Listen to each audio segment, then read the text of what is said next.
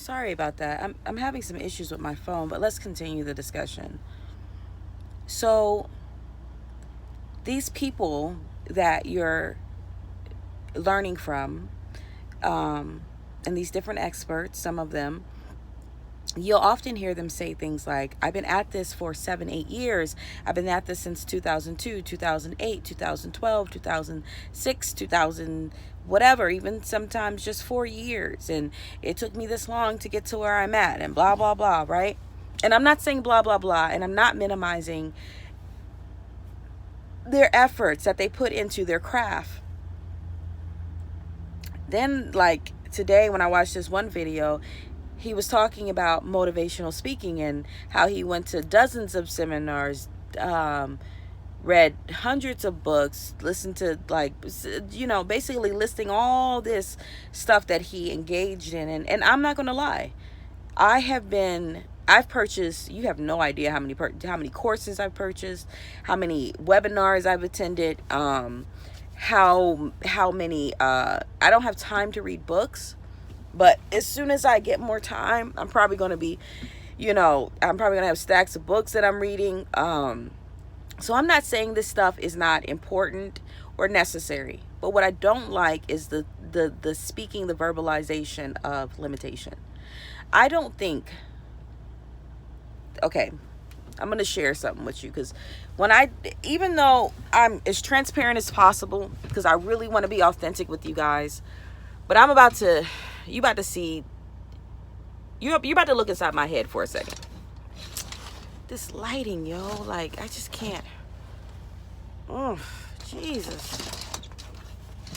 Yeah, that almost looks really good. All right, you're about to look inside my head for a second. I don't believe in limitation. All right, just check me out for a second. I don't think like that. I never allow myself to think that there's something that I cannot do that I truly want to do. Period. I don't care what it is.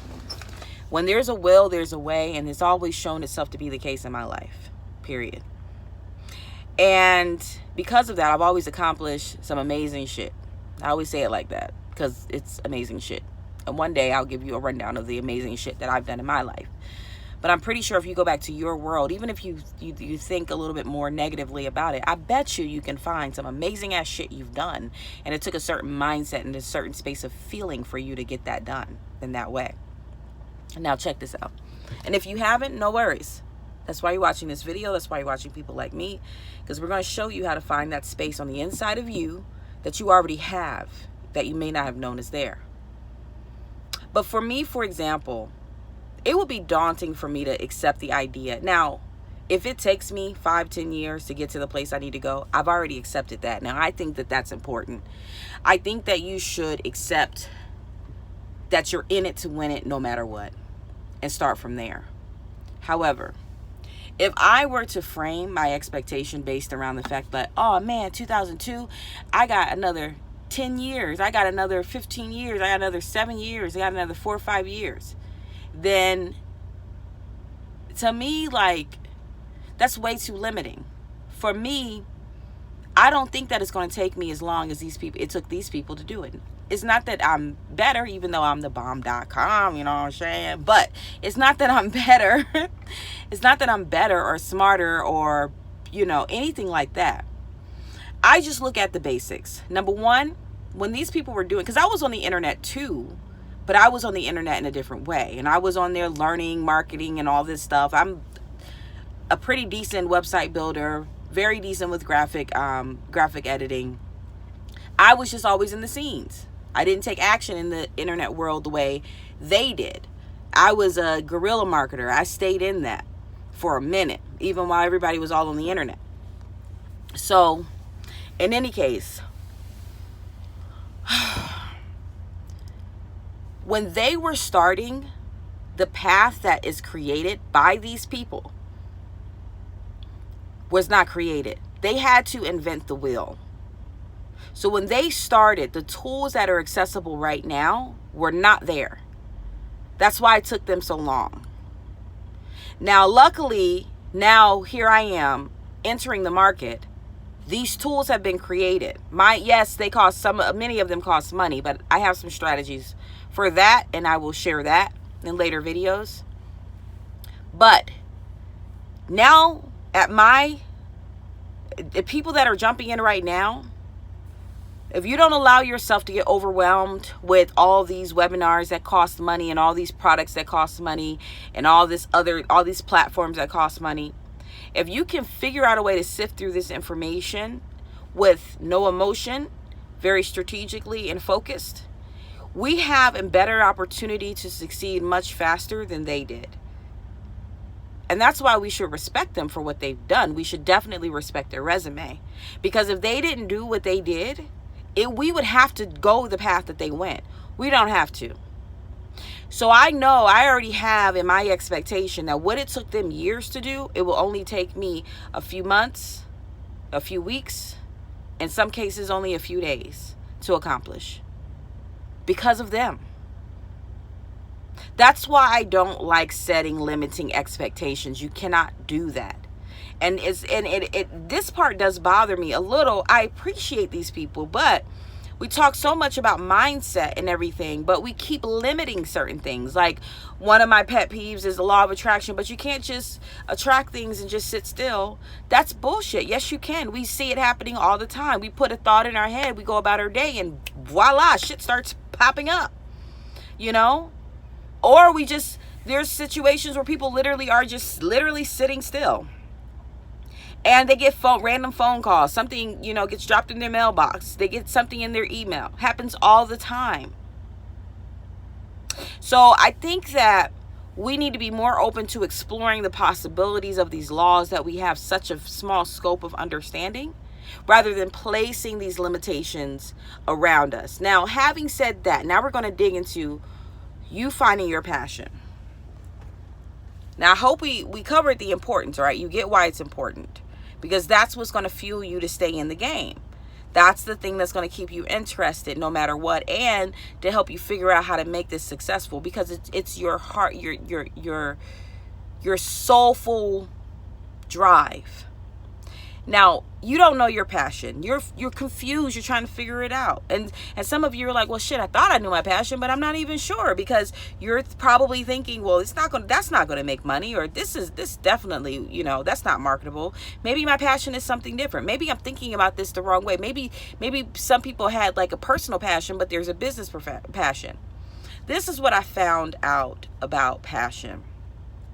And let's just escape for a moment the business world. I've noticed this a long time ago. See, I'm like you, right? I have several interests, but I have several talents. I have a lot of talents. And all of these things, they work into each other. Sometimes it doesn't seem like it, but it does. And one of my weird talents is picking up on patterns. Like, I'm a patterns person. That's why I will learn so quickly. That's how I know it's not going to take me years, what took somebody, it's only going to take me a couple months to do what somebody did in years. Because I'm a patterns person. I pick up on things super quick. So what I noticed about people and their passion and what they're put on this earth to do is that if you go from present day to day and you think back all the way to the furthest you can remember, this is surrounding something you've always done. You've always talked about, and it may not be a singular thing. It might be a theme. Some things you've always said, things you've always done. Even at moments of time you may have been known for. Like, for example, let's say you had an obsession with popsicle sticks. We're just making something up here.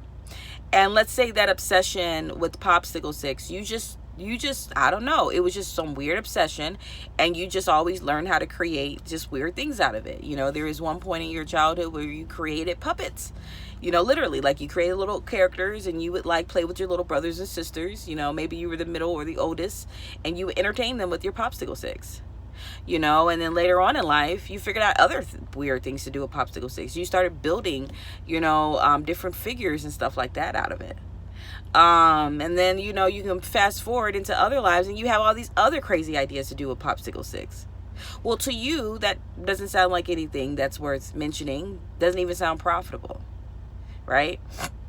And for you, it's not even about the popsicle sticks. There's just so many things about these sticks that always like tied you to it.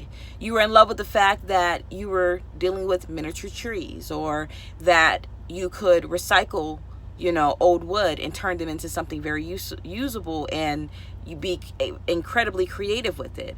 Or maybe it was, I don't know, just so many different things that inspired you about these popsicle sticks. So somebody else is just popsicle sticks.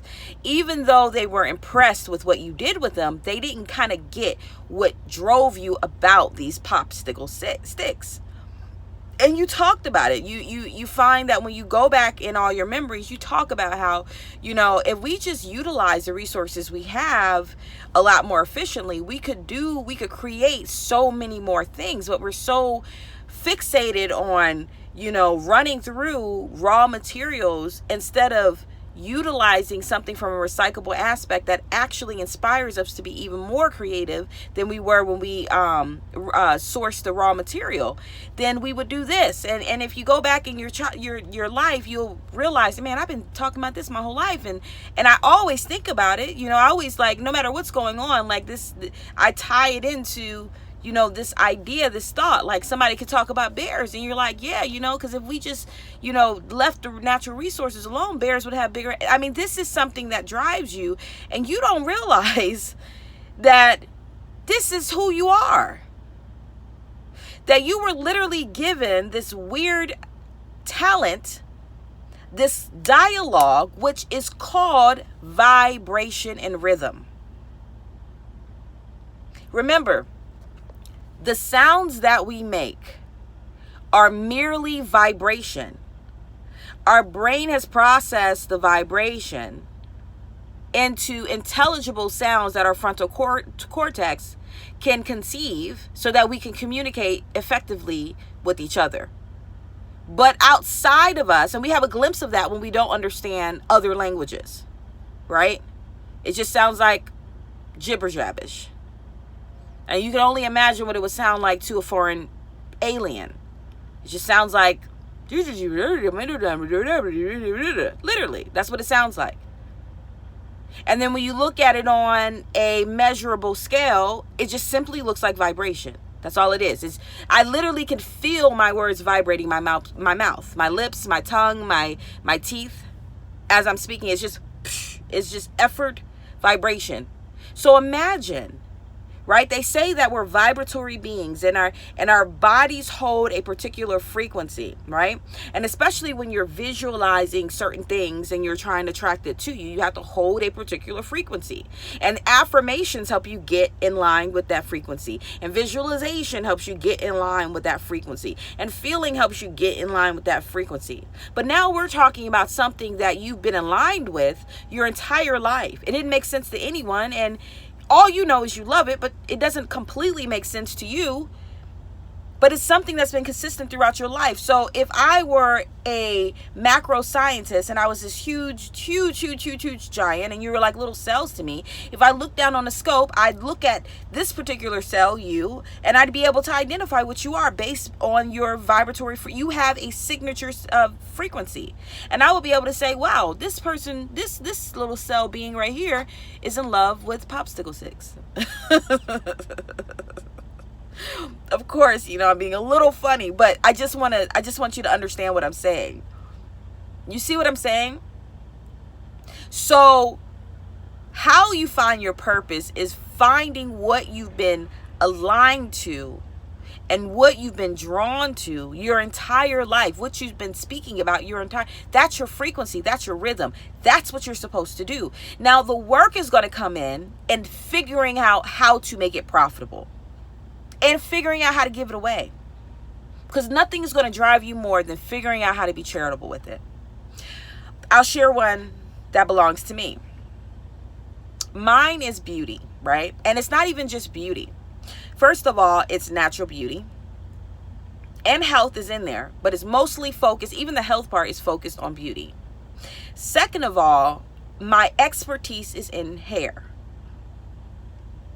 But I don't just focus on hair. And I'm known for the hair part. Third of all, I think that's pretty much it. Beauty, well, a vegan diet. I'm also known for being even though the last like 7-8 years I've been tripping, but I'm a vegan again, so it doesn't matter. But that's what I'm known for. I'm known for always doing crazy natural experiments that are incredibly effective. People ask me for my help all the time. Being an expert in helping hair to grow and being beautiful and changing the texture of it. People ask me for my help all the time. I've helped people with these things. I've even helped heal people. And then also helping with changing diet and nutrition around a plant-based diet, not necessarily turning someone into a vegan, but helping them figure out how to become more healthy from I'm good at helping meet them where they are, because everyone's not ready to give up meat, and I understand that. That's a personal choice. I think everyone should give it up, but I know that you got to really want to do that. So that's what I'm known for. Now, I've been this way my entire life. Since I was a little girl, I was this weird little girl that would go out and collect like little sticks and stuff and put it in jars and have little bugs in there floating around, and I would drive my mother crazy because she was scared of bugs. Or I would go outside and I would just like play with, and it might seem like this is not related, but it is. I was passionate about nature. I could sit and watch ants and different bugs, and I could do that to this day. I can literally go outside, get outside of this truck right now, and go and be in bliss, sitting down looking at the bugs. That's how I say, you hear me say it's weird, because no one else really does it. I've never really seen anyone I know people do this, but it's not a common thing for someone to just go outside. I can literally sit on the sidewalk. You're talking to me, but I am so in love with seeing what's happening underneath that grass. I'm just so intrigued by it. And I get so much information. People don't understand.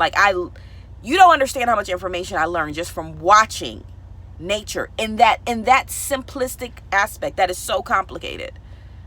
Or just the excitement I feel from taking a walk in the woods, hearing birds, chirp, and I just love it. I love it. Just thinking about it, I fucking love it. Just driving down the road and seeing birds fly around. I fucking love that shit. It drives me. And it's actually connected to my gift, which is in natural healing and beauty. I'm like the chick that's running around the damn house with bathing suits on with shit all over me, and you're trying to figure out what the hell is she doing? Like, what are you doing? That's me. I've been like that for years. When there was this natural health craze, like if you're associated with the African American community, you know what I'm talking about. Not natural health, it was natural hair. Matter of fact, if you're a woman, period, you'll know what I'm talking about, because this hit all ethnic. Because I've seen Caucasian girls, that have super curly hair, that got into the curly hair. What do you call it? I don't want to call it a phase, but trend. Got into the curly hair trend. Like, it was just like this curly head trend. And it started really heavy with African American women at one point. And I was known at that point for always having incredibly long hair. Doesn't look like it, but a little nap, a little tangle. But my hair has always been incredibly long. In fact, this is not even long. I don't know what's going on with this right here. This ain't long. But my hair has always been really long, very thick, very healthy, because I just always been into experimenting with my hair, finding out certain things. Like, I just have an understanding about hair that the average woman doesn't. They love hair more than me. They're not going to miss no salon appointment. Well, I guess they think they love hair more than me, because I love hair and I try to keep it on my head. So that's one reason why I don't go to the hairdresser. But in any case, and people would come to me and ask me for help, and I would help people grow their hair out. I would help people change their texture. I would help people, but I could not jump on the YouTube trend, because if I did that, I would be considered one of the OGs. Because I was doing this before, first of all, in my community, really no one was doing this. The only way they were wearing their hair were afro and locks, which hasn't changed much, and then no one really just was doing this. And even before it became a trend, I was encouraged to do videos. And then right around that time, it started becoming a trend, but it was a light trend. It was just picking up. And I was encouraged to do it. But the reason why I couldn't do it is because I didn't want to make videos telling women that they needed some magic product in order to grow their hair or make it healthy. I could not stand by that because it's not true. It's just that women have forgotten how to take care of their hair. So I chose not to get involved in that way. But this has been what I've been doing for forever, before then and to this day, because it's just who I am. Like, it's literally just who I am. Like, I still do experiments on my hair and nobody's watching me. I just do it, you know? And then another one for me is nutrition, beauty in general. Like, one of the things that I'm developing a course around is how to basically transform yourself. And I've been able to do this again. Like, I've been doing experiments like this. When did I start doing experiments like this? I don't know. Because, like, even when I was little, I would make these little weird things. And I just always been like a little chemist. So do you see what I'm saying? So all these things seem unrelated, but they're not. It's my rhythm. It's my vibration. And so my job is to figure out how to take this rhythm and vibration. It seems so, weird, and it makes me seem a little peculiar to the outside world. Yet, if I immersed myself in that for the rest of my life, because that I'm already immersed in it, I would be happy. If I can figure out a way to be charitable, which one way I figured out how I want to be charitable is I want to help, because a lot of this stuff is surrounding self-esteem. And I want to help women that have been in battered relationships regain their self-esteem and their sense of self-worth. So I'm already committed to volunteering my time and services to people like that. So this is how you find your purpose. What's your rhythm? What is your rhythm? And then once you figure out, hey, I always talk about this. I've always been, I don't care how weird it is. Your job is not to make it normal. Your job is to figure out how to market it and make it profitable. And that's where you start learning from the market, all these other people who took their passion or whatever they decided to do and market theirs and become successful in making it profitable. But your job first, not just first, you can do this research while you're figuring out your rhythm. And it can take a while. I've been doing this my whole life. I know what my talents are. But it still took me a process to clarify, because I had to fight back and forth with, is it marketable? Because I don't want to be a part of the natural hair market. I don't.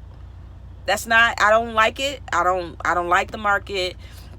I'm not going to be sitting up making videos every week talking about this is how you do a twist out. I'm not doing that. Like, that's just not me. And I'm not going to make a whole bunch of videos about this natural beauty hack. I figured out what I wanted to do by looking at the entire scope of everything that I've been vibrating from the beginning. And that's how I figured out what it was that I was supposed to be doing. It's just that these are the ways, when you put it all together, that I'll be doing it through. So I didn't just jump on someone else's bandwagon. For me, that's what I would have interpreted it as. Just because I felt like this must be the right way because other people are doing it this way. No.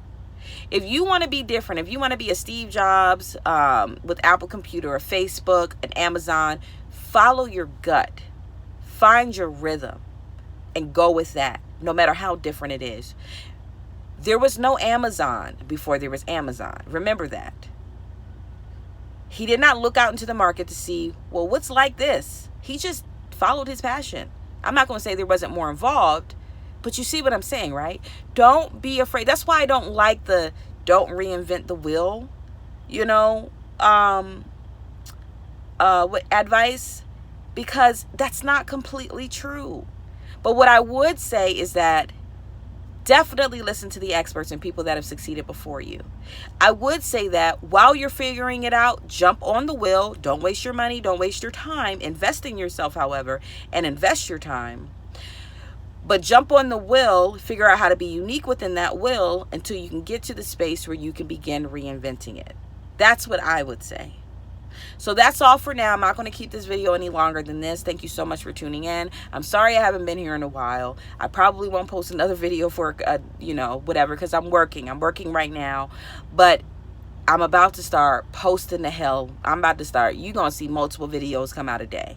So don't forget to like, subscribe in this video. And if you have any comments about this particular subject, make sure you leave a comment. I'd love to see it. All right. Talk to you later. Peace.